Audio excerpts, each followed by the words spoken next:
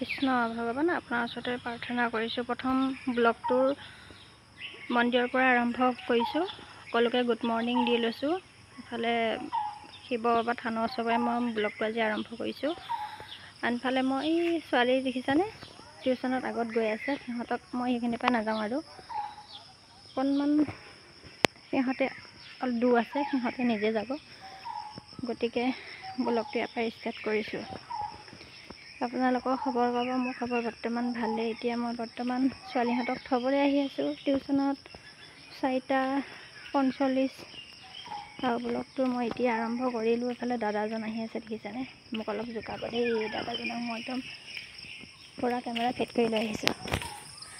এফালে দেখিছে এইজোপা খেজুৰ গছ, মই খেজুৰ দুটামান লৈ যাব আহিছোঁ।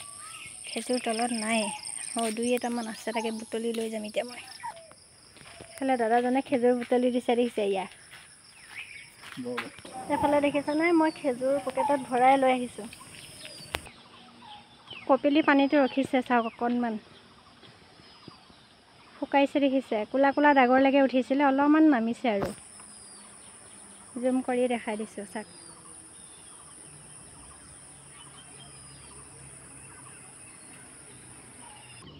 মামাই দিয়া দলংখন অকণমান দেখাই দিছোঁ। এতিয়া গাড়ী মটৰ নাই যেনিবা বৰ্তমান, আৰু অলপ পিছত আহিবই। এইটো কুকুৰটো দেখিছে নাই, মই এদিন ষ্টৰি লগাইছিলোঁ ফেচবুকত। একদম কিমান ধুনীয়া এইটো কুকুৰটো, বাঘৰ নিচিনা, ইমান শকত আবত, একদম দেখিয়ে মৰম লাগি যায়। আৰু আনফালে আমাৰ পৰিৱেশটো চাওক।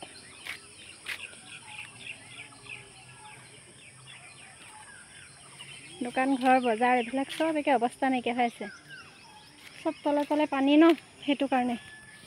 আৰু সিফালে সিখন আমাৰ পুৰণা দলংখন, পানীটো ৰখিছে, কোনো ভয় কৰিব নালাগে বাৰু।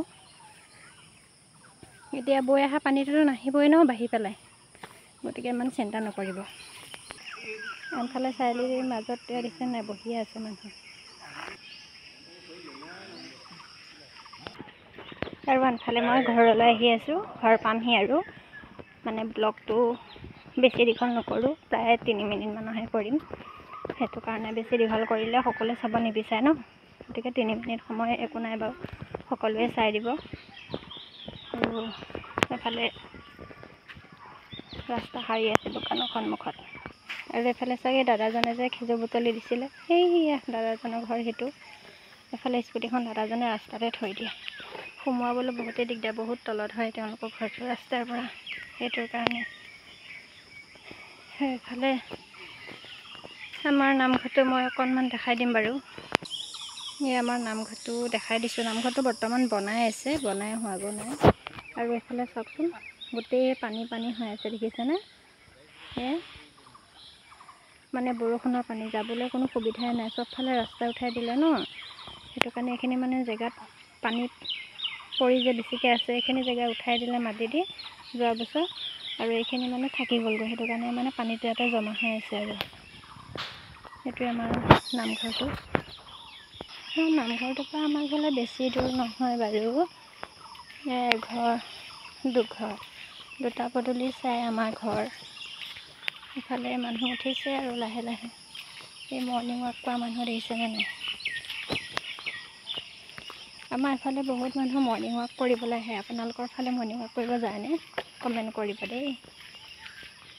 আৰু এফালে দিছে এইয়া মাইকী মানুহ আহি আছে। ভাবিছিলোঁ 3 মিনিটমানৰ কৰিম, কিন্তু অকণমান বেছি হ'ল। এই ফুলকেইজোপা অকণমান দেখাই দিছোঁ। মৰ্ণিং ফুল দেখিলে বহুত মনটো ভাল লাগি যায়। জুম কৰিয়ে দেখাইছোঁ বাৰু, লোকৰ ফুল ন। ফাইনেলি নিজৰ পদূলিটো পাই গ'লোহি।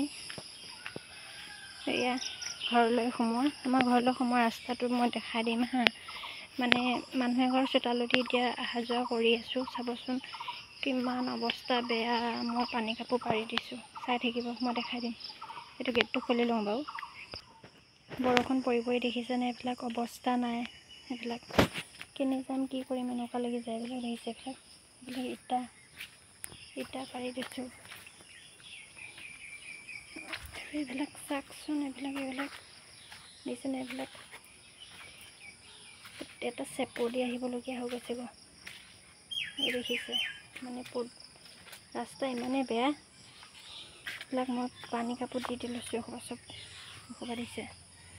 ইমান ৰাস্তা বেয়া আমাৰ, এই পাত্ৰ পৰি আছে। এতিয়া চোতালত বাহনি লাগিব আৰু ছোৱালীক থৈ কৰি আহিলোঁ যেতিয়াহ'লে এতিয়া ঘৰৰ কামত লাগো।